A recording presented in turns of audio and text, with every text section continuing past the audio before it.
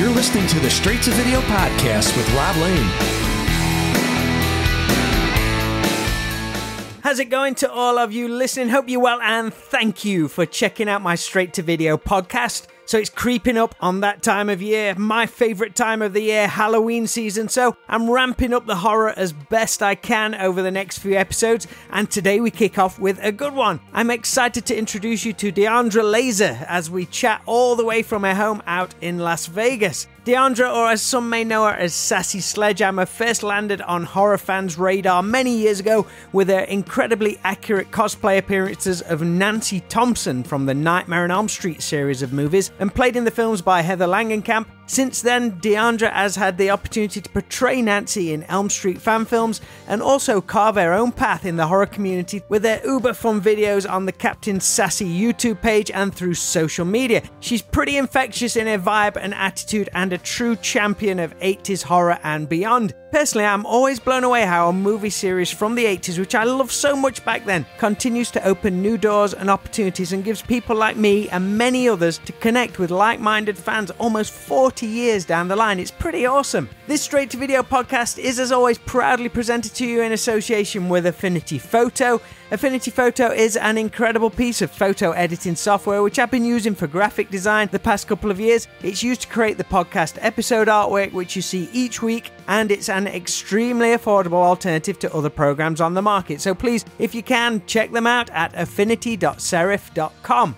Alright, this week's talk, as always, is a really fun one, and we cover some really cool stuff. Of course, we talk about Freddy Krueger and the Elm Street series, along with Diandra's pretty unique introduction to it, how her cosplay appearance has caught the world's attention, her recent life-changing move to Las Vegas, and lots more. So if you enjoy this talk, I urge you to check out the Captain Sassy Media YouTube channel, or just head on over to captainsassymedia.com. Right now, though, please enjoy my straight-to-video chat with Diandra Lazor.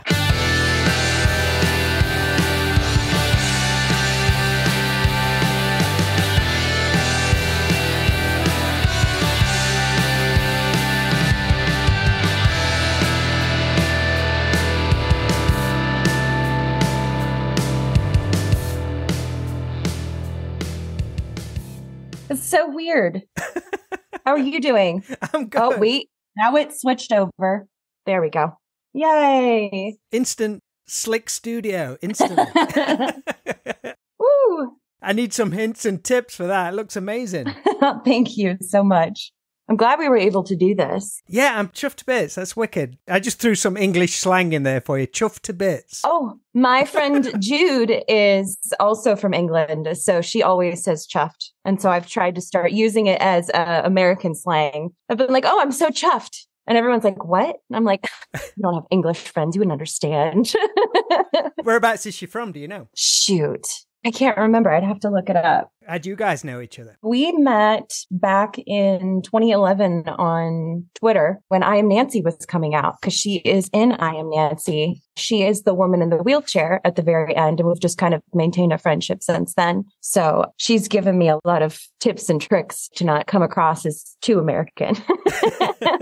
So you're living out on the West Coast now, but I believe you grew up in Ohio. Was that like an added bonus becoming a fan of the Nightmare on Elm Street series? Was you like looking at the map and asking family like, so where's Springwood? Where is it? The first movie out of all of them that I watched was Freddy's Dead. So immediately you've got Springwood, Ohio. And I was like, Ohio, what? And then after I watched the other movies, I was like, this seems weird that there are palm trees. Not sure how this is going. And of course, I learned later on that they just decided to put it in Ohio as an homage to Wes. But that has been, without a doubt, one of the most proud moments of being a fan. I've been like, I'm from Ohio. That's where it all takes place. And when I became a fan of Nancy, because she's who got me into Nightmare, I was like, big poopy brown hair, Midwest girl, Ohio. Like, I relate to this so much. And I always used to say that I would never leave Ohio because A Nightmare on Elm Street took place there. And now that I'm outside of Ohio, I'm like, I feel like I regret this. I miss it so much. And, you know, a lot of times, even though California has its own special flair, there are a lot of times when they do manage to capture the Midwest, and especially around summer or late spring. I would always drive around and take video and be like, this feels like A Nightmare on Elm Street. So I do miss it. Was it Columbus you're from, or did you grow up elsewhere? I grew up in Northeast Ohio, so I was about an hour south of Cleveland, which was another moment of being like, because Wes is from Cleveland. So I felt like we had our whole Northeast Ohio bond going on there. And then I did a small fan film called Don't Fall Asleep that my friends and I made together about Nancy between Nightmares 1 and 3. And we decided to film it in Columbus. And I loved it so much there that I think it was a year later I moved there. And I was there until just the beginning of this year. Is there any kind of like Elm Street, I'm just going to throw the word like convention or screenings. Do they do anything in Ohio to kind of market? Do you know? They don't. There were a couple times when there's a local theater in Columbus called the Gateway Film Center. And honestly, it's a really big bummer. So Horror Hound here in the States has conventions that they do all over, but they're doing a Halloween specific one. They did one for the 40th and now they're doing one for the 45th. And I always have been thinking for the longest time, like, what if we did a Nightmare one? What if we did a Nightmare one? And I would love to do it. It would have to be in Ohio, potentially Cleveland. But other than that, no, the only events are just people like, I want to show this or show that. And I've hosted screenings for Nightmare 1 and Nightmare 4 in Columbus, but nobody really celebrates it in the same way. It makes me wonder if people in Indiana or Illinois or Texas. I feel like Texas has to do a lot with Texas Chainsaw, but I don't often see too many events. And I don't think anybody in Illinois is like, we're going to do a Haddonfield something or other, but they should. Not like Liverpool and the Beatles championing it. You got yellow submarines everywhere.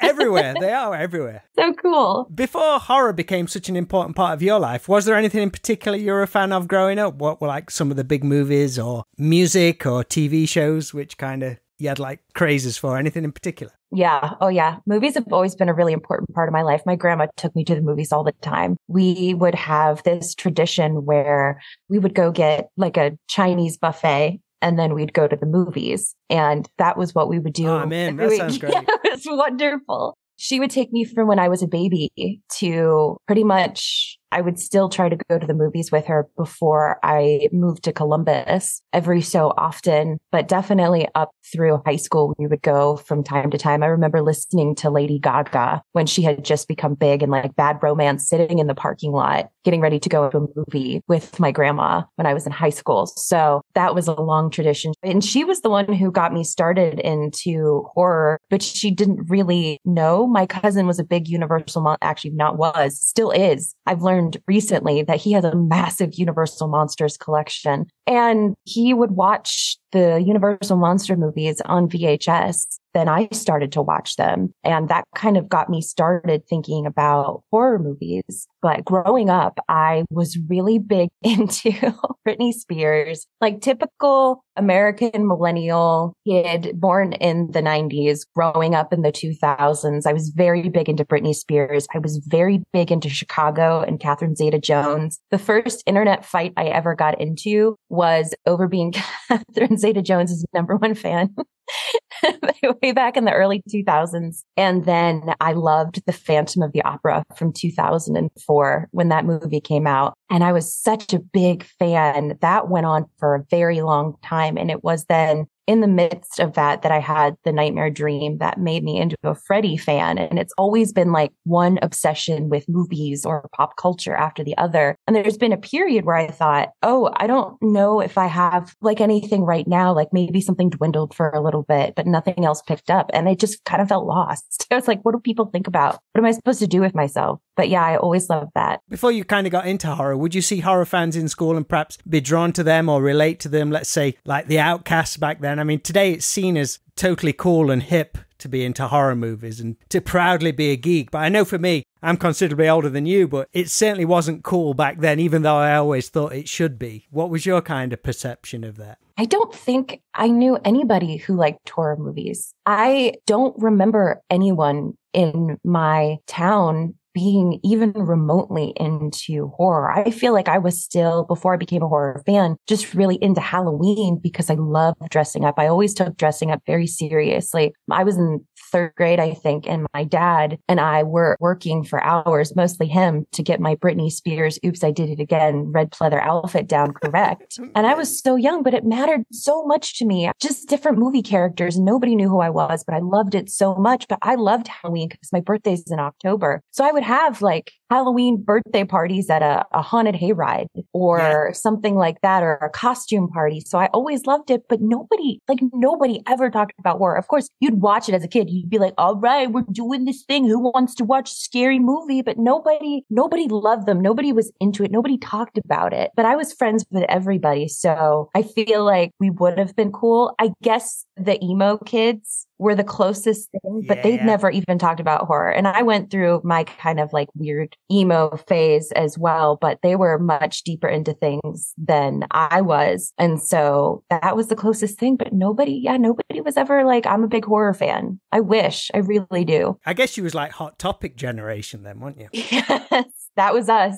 That was us going on school trips. And they were like, oh, we're stopping at the mall. And people were like, let's go into Hot Topic. Who wants to go with me? And all the kids would be like, I'm scared. Well, it used to look pretty. It looked like a horror house. The very first Hot Topics did. It was the best. It was so like they had the Screamo music playing. I remember, being a little bit like, oh man, this is like something different. Yeah. I'm a little nervous in here. This is kind of spooky. It's so funny how that all works out. But yeah, it was a different experience back then. Hot Topic. In a mall. It's the brilliant. Real goth age. Oh yeah. Mall goths. You know, the mall goth phase that just is like coming back now. I'm in love with it. Keep it coming. You mentioned briefly there, your introduction to the Elm Street movie series. It's kind of interesting as you had a dream about Freddy Krueger, but not after watching a film or anything like that. He just showed up. How much was the character in the public eye at that point for that to happen? What triggered it? Something must have triggered it. Somebody asked me what was my first exposure to Freddy recently, and I can't remember. It's just like it was kind of there in spurts. There'd be a scene from Nightmare 1 on the TV, or when I'm watching like a Halloween countdown, they'll have it on there. So it's kind of like that line that Heather says in New Nightmare that, every kid knows who Freddy is. He's like Santa Claus. Like somewhere along the line it happened, but I was not watching the movies. I wasn't having any involvement with him. So having him in that dream was surreal. How accurate do you think it was to Freddy? Do you think it was like a budget Freddy? If you'd not been watching many films, was it just the Freddy which your brain made up, do you think? Like Robert's Freddy, but a little bit different because I didn't know his face as well. I know that. I think his head was a little bigger than it normally is.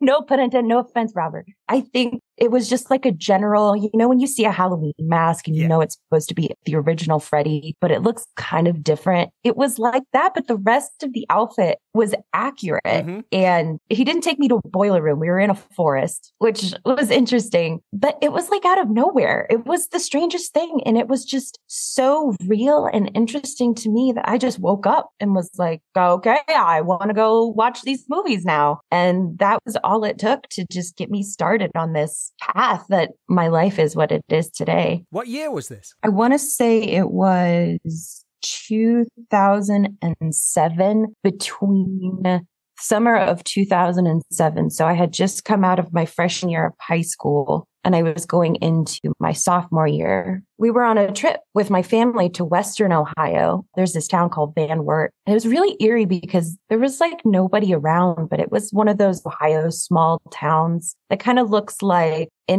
Derry, like one of those downtowns. They had those. And my dad grew up there, but he left when he was younger. And he was like, there's the water tower. Let's take a picture in front of the water tower. I said, okay, that's really weird.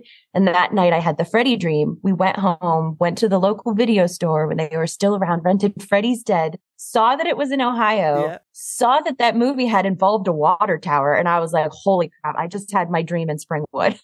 That's nuts. So Freddy's Dead was the first one you saw, the whole film? Yeah, that was the very, very first one. Yeah, so things could only improve from then on, right? It was good for me, though, because I was still scared of horror movies at that time. I was like, this isn't so bad. Yeah, what are your thoughts on that film today, with it being the first one you saw? Does it hold like a special nostalgic candle for you? It's got to. It does. It does. I've met a lot of people from the Nightmare cast, but when I had the chance to meet Lisa Zane, who plays Maggie, it was a different feeling because I hadn't like grown into it. It started with her and I watched them so much. And every time that I would visit my parents, because they still live in the house that I had this obsession started in, and I will go to my room and that same smell is there and the same feeling as that time of year of that 2007 summertime feeling up in there that brings me back to that time in my life and Freddy's Dead. And every time I watch Freddy's Dead, I think about that. So it definitely does. No matter how goofy or weird it is or how much I'm like, ooh,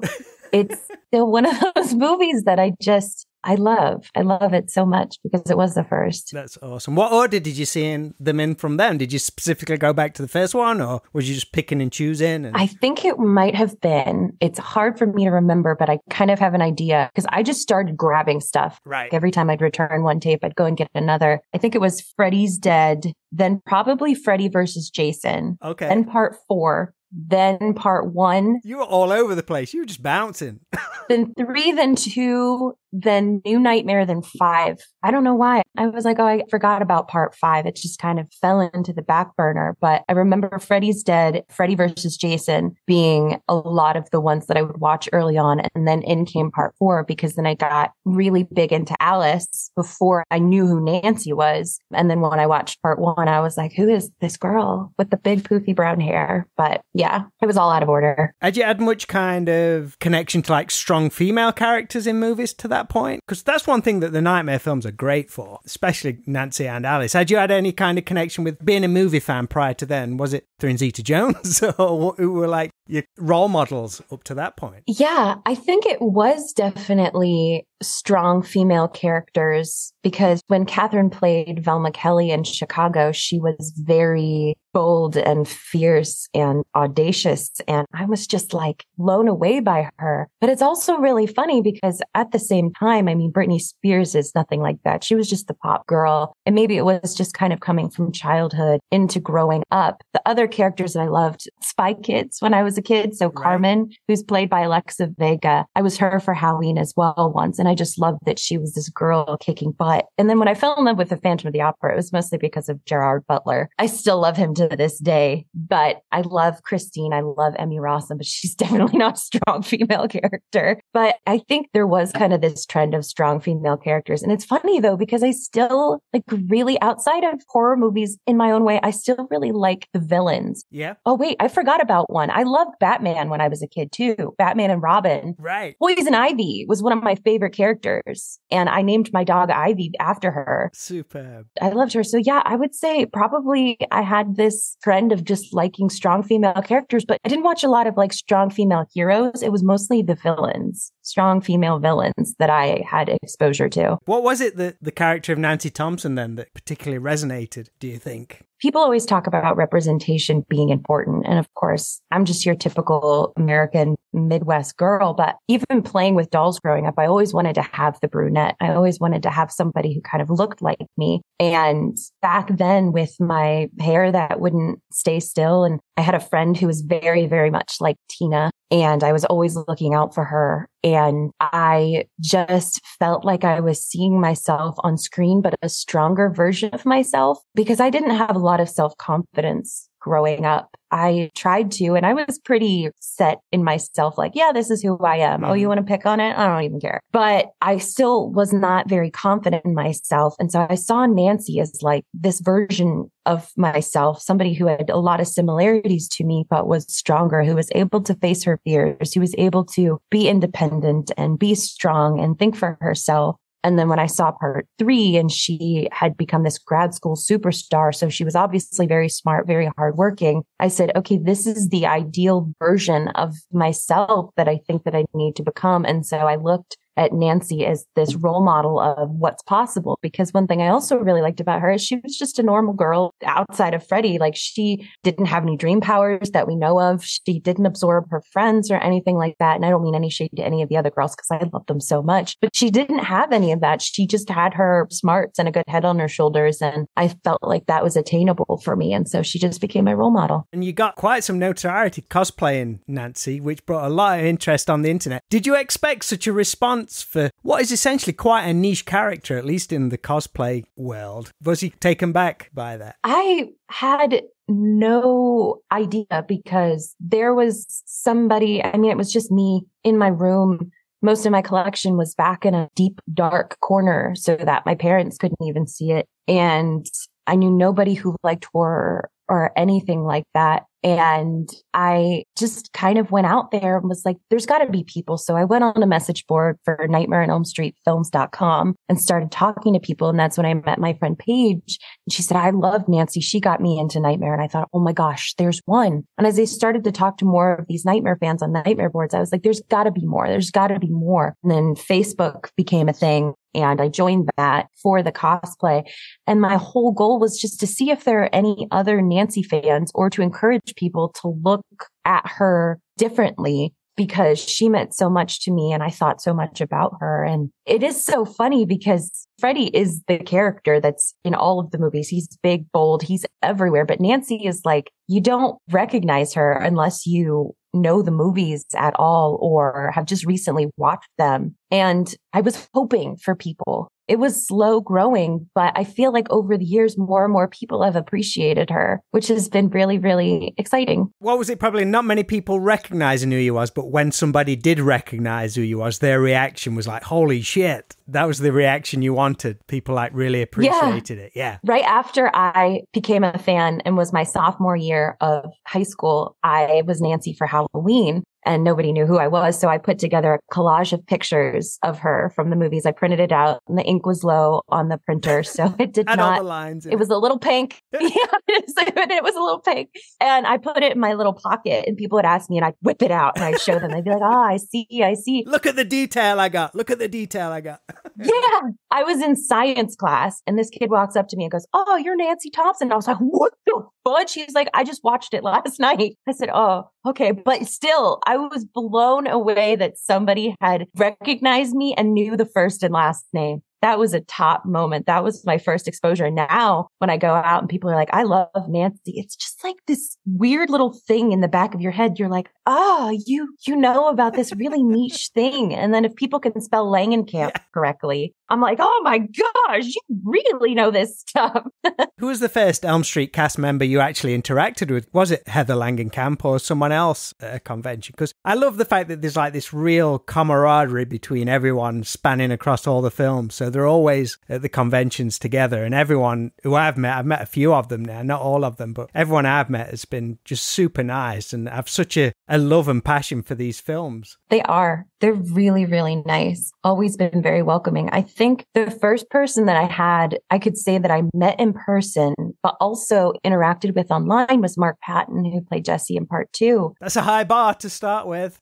Yeah, he was getting involved and had come off of Never Sleep Again. And they had found him and he started to just kind of talk to people, which he has maintained. And I've talked with a lot of the other Nightmare cast and I've been like, you've got to do the Mark Patton method. They're like, what can I do online? I'm like, look at what Mark Patton is doing. And they're like, oh yeah, Mark, like everybody knows that he's such a community focused part of the cast. And we talk back and forth online, and it was Days of the Dead Indianapolis in 2011. And I was somebody's guest. There was another cosplayer. His name is Jeff Wickedbeard, and he did a lot of Jason cosplay. And we developed this little relationship online. And he said, come to the convention as my guest. And he said, Mark Patton's over here. And I told him you were here and he wants to say hi. So he brought me into the convention hall pretty much before it opened. And he was there. And that was the first person that I met. And he was like, oh my gosh, Dee. And we hugged and it was just so nice. And he and I have maintained a really nice relationship since, but he was the very, very first person. And I'm glad he was. He's so lovely. I've only had a chance to meet him one time in Birmingham a few years ago, but yeah, he's fantastic. How was it for you to make that transition some years ago from cosplaying Nancy Thompson to being asked to play the character in the fan film Don't Fall Asleep? Was that kind of surreal, or was that something you instigated, or did someone reach out to you? What was that whole process? It was my little group of all our Nancy fans that put it together. So I think I had a bit of an inkling that it was going to happen, but I didn't know if we were going to try and cast somebody else. And I wasn't really pushing for it. But Paige directed it and she's like, would you play Nancy? And I was like, oh my God, absolutely, I would. But I was so nervous because let's see, that was 2016. I got online in late 2007, early 2008, started interacting with people. It was just having known Nancy or being the point person for Nancy. I was nervous. No, it's a fan film, but just to put this out into the world and put it online because people are going to judge you. They're going to be like, that's not what Nancy is. That's whatever X, Y, and Z. And so I was extremely nervous because I felt like I had a lot to prove to people that I understood the character. And I was happy that a lot of people thought that I did. And I've had a lot of people approach me over the years to play the voice of Nancy or Heather, or to play Nancy in their fan film. I might not have been able to do it because of time or travel or whatever. So it's been really such an honor to just be this big fan of a character and then have other Nightmare fans be like, we want you to play this character that you love so much. And that just means a lot to me. Heather Langenkamp, she narrated that too. Did that just kind of ramp up the fandom even more for you? It did. It was one of those moments that I was like, oh my God, this is the first time that Heather is back as Nancy, like truly since Dream Warriors, even though she accepted the role in New Nightmare. But we just developed this relationship, all of us little Nancy fans, and she was so nice to do it for us. And it was just cool to be like, I'm playing Nancy in a movie where Heather is also playing Nancy. But then one of my favorite parts of it is the ending narration that we have, mid-credit scene, I guess you could say, because not many people know, but in the comics, Nancy lives on in the beautiful dream. Kristen is so powerful. She dreams her up into the beautiful dream. She's the good equal to Freddy's evil, and she guards the dreamers. And so we wanted to put something in there about that, and to have Heather talk about that, for me, felt like official closure. Like, yes, we've acknowledged Nancy's in the beautiful dream. Like, for real, it's a fan film, but having Heather say it was so satisfactory. And it was just really, really cool to be able to do that. And I've been really grateful to her over the years for supporting me and everything that I've done as a Nancy fan. It means a lot. You're surrounded by an amazing collection of Elm Street memorabilia. Yes. How fun or hard has that been to put together? And is there a particular item that still eludes you? Oh, it has been. There's so much more that I want to get, but I'm out of room, surprisingly. This is a whole room and I don't have any more room. And it has been hard because I love figures, but figures are very, very expensive, or I'm very particular about a figure. So if a figure looks kind of wonky, or maybe they've gotten like 3 claws instead of 4, I'm like, I don't think I want that. Or especially since the remake has come out, because Robert owns his likeness rights. So that's why we don't see a lot of him on merchandise. Oh, wow. Right. Because it has to be Jackie. And so they put that, and I'm like, I don't know. There's a couple of items that I have with him on there. And I really honestly love Jackie, but Robert is still my Freddy. Mm-hmm. So I always have to make sure that it's Robert. But there's a lot of things that I still want to get. I've been going through and trying to get all the Nightmare on Elm Street books, because I know that there are tons of novelizations out there. And I recently acquired 4 new ones. And one I was really lucky. I can't remember which one it was, because I kind of searched online for a while, and some of them were going for like $400.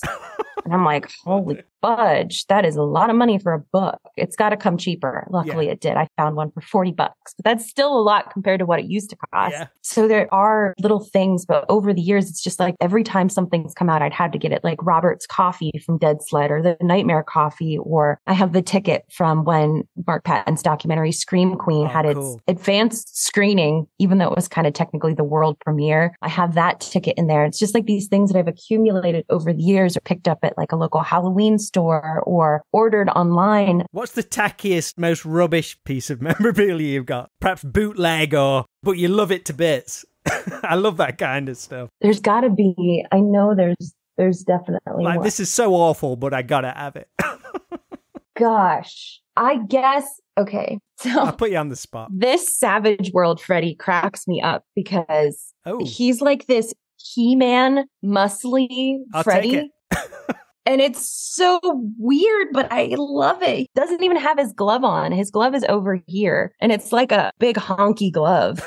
Yeah, he's just like a He-Man version of Freddy, and it's hilarious to me. It's really weird. Sometimes I look at these items and I'm like, what are you even thinking? Like, where's this guy? I'll take it though. I really will. That photo showed up on I think you shared it as well. I think Dinosaur Dracula found it of like, what is it, like a victim t-shirt or something like that. That was amazing. I love that. I really want either the Fetty doll, Mayor Fetty, or Sharpan Joe. Those are the ones I think that would be the really tacky ones that I just have to have because they're just knockoff Freddies. But they're so funny. Sharpan Joe. It's just a great name for a really random character. But yeah, I love my happy place. I used to have the makeup set, which was in the cardboard box. I don't know what happened to it. I think it just kind of crumbled and deteriorated over the years, but I wish I still had that. The box itself was like really cool. Yeah, I miss all the stuff, which I wish I'd hung on to. There's so much cool stuff that was like back in the 80s that was before my time that I would love to own. I have a couple of like older shirts that I've been also really lucky that people just have gifted me some things for my collection. So I have a couple of those. I don't have them on display. So I don't know where to put them, but those are so cool. Or I'm glad Fright Rags just came out with like, I think it was a Nightmare 4 shirt from back in the day that they like took the design and put it back on a shirt. But all those things that you'd see in magazines or advertised on the television, I wish I could have been in the midst of some of those things. But by the time that I had become a fan, Freddy vs. Jason had just come out a couple years before and YouTube was a thing. So now people were making like tribute videos, and there's this hilarious video I love on YouTube, Freddy vs. Jason Part 2. Okay. And they're just playing sports back and forth. And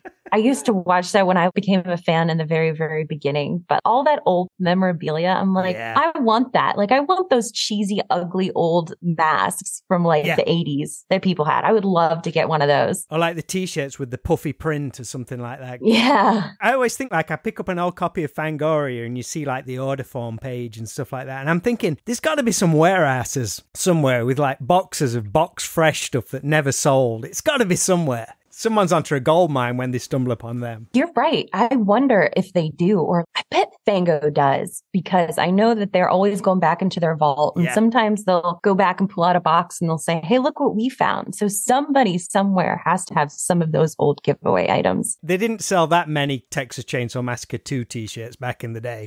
They got to be somewhere. They got to be somewhere. Yes. We spoke about you coming from Ohio and you're now out in Las Vegas. I'd love to chat a little about that move to the West Coast and the decisions behind it and the importance of, because you're effectively just chasing your dream. You've been incredibly entrepreneurial for many years. You spoke about your acting and through to YouTube. You had your Elm Street Radio podcast, your producer on the documentary Fredheads, and now the Captain Sassy Media channel you do with Jason. How was it making that leap? What was the trigger moment for you to do it? Because I know you did quite an emotional live stream on your channel where you hinted at it prior to the move, but was there anything particular that, right, we're doing this now, we got to do this? Somebody said a quote maybe 8 years ago that said, if you don't like something, you have one of two choices. Either you decide to do nothing and you have to shut up about it. You've just accepted it. Or 2, you change it. And I felt like life is too short. And sometimes when you take a step back from the stress of the world and you go,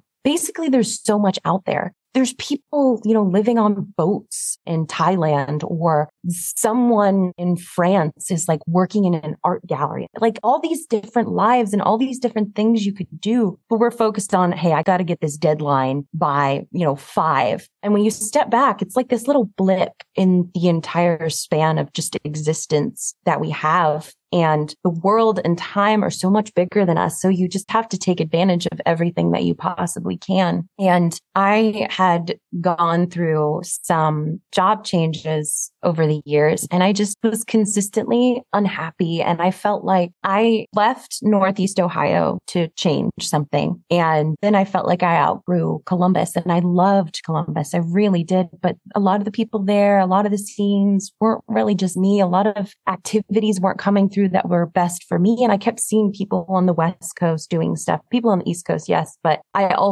saw more on the West Coast, more cool things toward Los Angeles. And people would always ask me, are you in Los Angeles? People still ask me, are you in Los Angeles? Are you in Los Angeles? Are you in California? And I'm like, no, but I'm close. But we felt like we were missing out on a lot of opportunities. And I'd always loved the West. I always would just drive in my car. And whenever the little compass would go west, I'd be like, out there is California. Out there is the West. If I kept driving, I'd go west. And I always loved the desert. And I hate cold weather and winter after Christmas. It's so depressing to me. The sunshine and warmth just makes me feel so much better. And I thought, there's all these people asking us for stuff, and we're really both unhappy in the jobs that we have right now at the beginning of this year. We're like, we should just try something different. We should just take a leap, go out and push this hard for a while to kind of get us back on track. Because we got so busy with all the just general work stuff. We just did not have energy to do any of the things that really brought us joy. And we were like, we just want to take some time and put that together and figure out what we want to do with our lives. So it was like a span of a month that we went from, we're going to move to Las Vegas. We've sold the house. Here we go. It was kind of like, don't think about it too much, but you have to think about it just enough and just go and do it. And people were constantly encouraging me, like, you're young now, you don't have kids. Now is the time to go and do this, because if you don't like it or if it doesn't work out, then you can always say, well, I'm glad that I did it. Because the last thing that you want to do in life is ask yourself, did I do the right thing? Or say, I wish I could have done that. And just being able to take that time and say, I'm going to do this is really important to me, because time is going by much faster. And my mom always told me, once you reach a certain age, it just gets faster. And I'm like, no, it doesn't. Oh, yeah, it does. It does. 10 years since I graduated college. Like, it's crazy to me. And I'm realizing that you can either spend your days living and going on and just being unhappy until eventually you die, whenever that is. You never know when it's going to happen. Or you could say, I'm going to do the most with what I have today. And we want to be close to Los Angeles without being in Los Angeles, because we think it's beautiful, but it's so expensive. And I'm just not a big fan of some of the vibe there. It's not really my favorite, but we thought we want to be close. And Las Vegas is surprisingly, I think it's the most affordable city on the West Coast. And there's a lot of entertainment. People are always coming here. It's one of those icon cities. Ever since we decided to move, that I just noticed, I'm listening to podcasts and people are like, I'm going to Vegas, or somebody has a movie that takes place in Vegas, or somebody's in a TV show and they're like, we're going to Vegas. And it's just like Las Vegas. It's just one of those places that people talk about all the time. And to be able to just go to the grocery store and look down, because there's the Las Vegas Valley and everything surrounds it. And we're all up on like mountains, and driving through the mountain, no matter where you go to the grocery store, just going down the freeway, and you just look and you're like, there's the whole of Las Vegas. It's just there. Or like a Saturday night in when you've got like a glass of good wine, or you're watching a movie and you're like, this is so relaxing. But 20 minutes away, people are like, Viva Las Vegas. You know, it's such a weird lifestyle. I love it. It's an adventure. It's wild and weird. And we went to a concert last night, and for people to be like, what's up, Vegas? I'm like, oh yeah, that is where we are. That's wild. It's cool. It's very, very cool. So I encourage anybody. I've had a lot of people tell me that they're just unhappy, and I'm just like, think about what you want to do. Take small steps. Don't get down on yourself. Don't get stressed. Take small steps. Figure out what the change is going to be, and then just do it. And if people are like, oh, why would you do that? Because X, Y, and Z, don't listen to them. Yes, they might have the best intentions for you. Maybe they didn't follow their dreams. Maybe they didn't, take a leap to do something different. That's why some people have never left the town that they grew up in. And I don't want to throw any shade at them, but some people are like, I'm too afraid to leave. And not everybody does these things. And I'm glad that I do. And I'm a little bit of just an impulsive person, because I just think it's really important for people to find what makes them happy, because life really is too short. Making that jump, how is it? Can I ask how it's affected your mental health, your creativity? How has it just been so far overall? It is total transparency. we have like little gigs we have here and there, but not that consistent income. So that has been a struggle. But I realize that when you're building a business or building something, that's why not everybody does it, is because you have to make sacrifices and you have to say, oh, I can't do that. Or this is where we have to spend our time, or X, Y, and Z. Then you have to be disciplined with yourself. And it's a lot of work. And there are a lot of times when I'm just sad or lonely because instead of going out and Viva Las Vegasing it, we're back here saving money and investing it back into the things that we're doing that revolve around the business that we're creating. And it's very hard because I'm a go, go, go kind of person. So my go, go, go now is just taking a drive to a park, which is really nice. But it's hard and it's been kind of lonely being away because I'm very much a family person. Even though I was like 3 hours away from my parents, at the same time, it was still 3 hours away and I could still drive there, or it was kind of familiar because it was still that Ohio climate. Here, it's a totally different ball game. It's a different way to adjust, but it's also been freeing. I feel like some of the things that were holding me down aren't now. And I feel like I wake up every day and look outside and see mountains and palm trees. And it's just like people have lived here their whole lives. This is a beautiful place. Like I'm always so amazed and I'm so glad that I did it. So while I do have struggles and the sads sometimes, I am really glad that I did it. And I feel like people has to know that making big changes is not going to be easy. And especially even if you move a couple of hours away, you're not going to have the same people around you. You might not know anybody. So you have to start over, but just do little things, volunteer, get on Facebook and find a group with friends. And that's how I found some new friends here. Or thankfully, because of the internet, now we get to connect with all different kinds of people. And I had one friend who already lived out here and now we hang out and it's really, really cool. So it's just little by little, but got to take care of yourself. So if you got to take a drive, you got to go out and you got to buy your ice cream, or you've got to go get some kind of food that you like, just go do that. Even if you're on a diet, even if you're watching what you eat, Gotta have the treats. Right.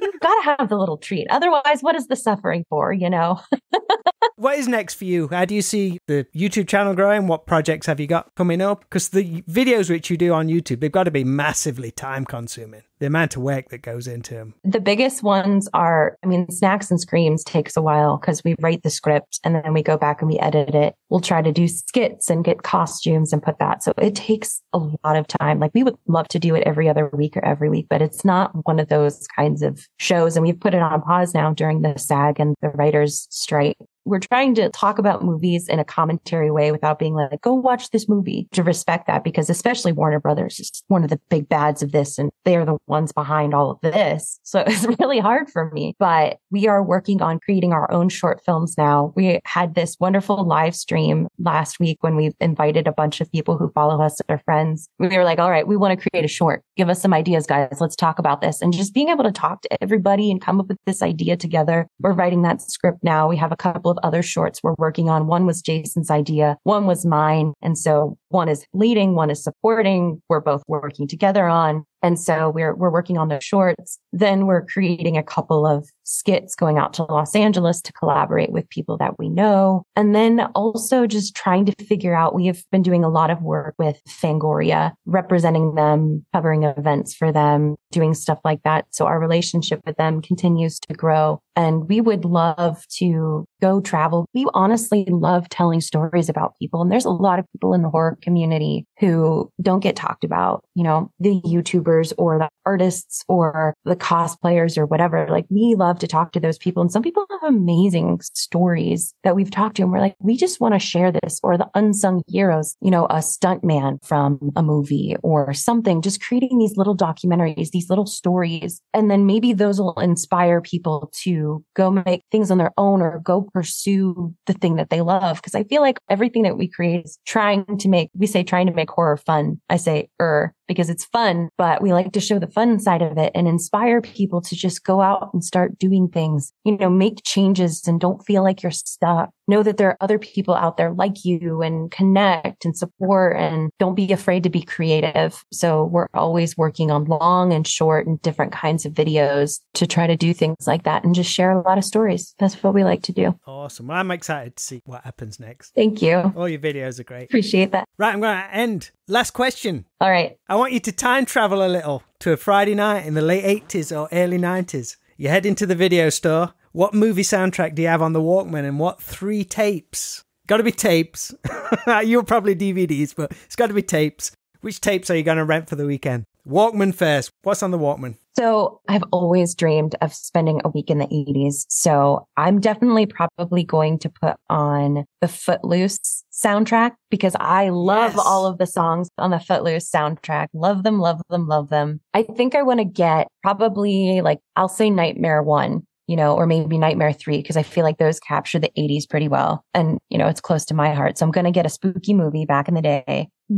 Probably like St. Elmo's Fire or something, I think would be really fun because I love like those classic 80s movies with like the Brat Pack in them. I love those so much. These are good choices. This is a solid list. What would the third one be? I don't know. Maybe another spooky movie. Maybe I'll grab like Carrie or something. I think that would be fun. Is that at the top of your Stephen King list? Oh, actually, the top of my Stephen King list is The Stand. That's my favorite Stephen King. I love The Stand. So when we were, moving to Las Vegas, I passed the plaza and I'm like, that's where Randall Flagg was. Or like we were driving across the country between Colorado and Vegas. I was like, this has to be the route that they took when they were in The Stand. This has to be.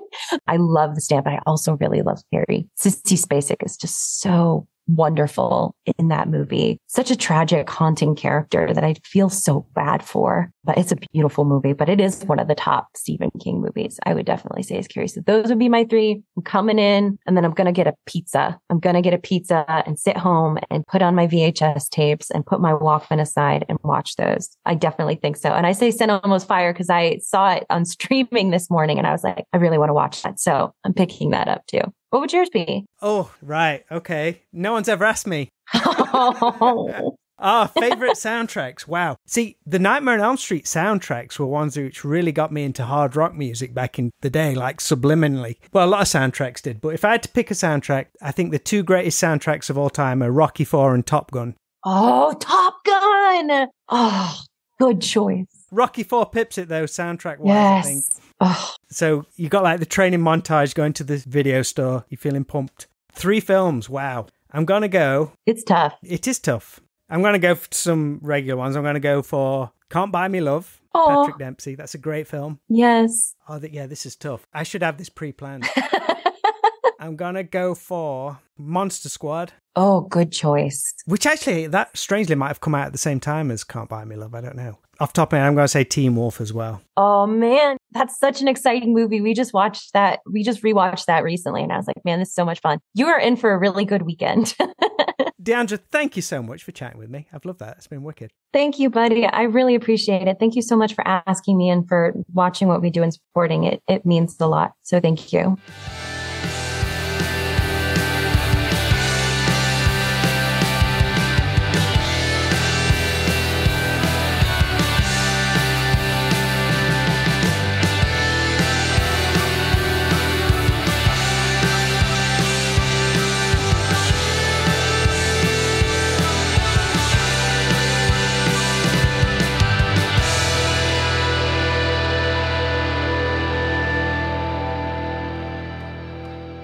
Big shout out and thanks to Diandra Lazor for hanging out with me here on the Straight to Video podcast. I loved hearing about her journey and how her creativity has and continues to open so many doors for her, and I'm excited to see what's next. I urge you all to check out Captain Sassy Media on YouTube because the creativity and talent that goes on there with Diandra and Jason is next level. And most importantly, a lot of fun. So please head on over and hit subscribe and deep dive into everything that's already there. Over at our 80s video shop in Alfreton, Derbyshire, just 10 minutes from junction 28 of the M1. Have you been there yet? No? Well, here's a great excuse. We have a special Halloween horror day coming up on Saturday, the 21st of October, just a few weeks away, with iconic horror artist Graham Humphreys returning to sell and sign prints of his amazing artwork, as well as his new book, Nightmare on One Sheet. You can pre-order your copy to be signed by Graham on the day from www.80svideoshop.co.uk.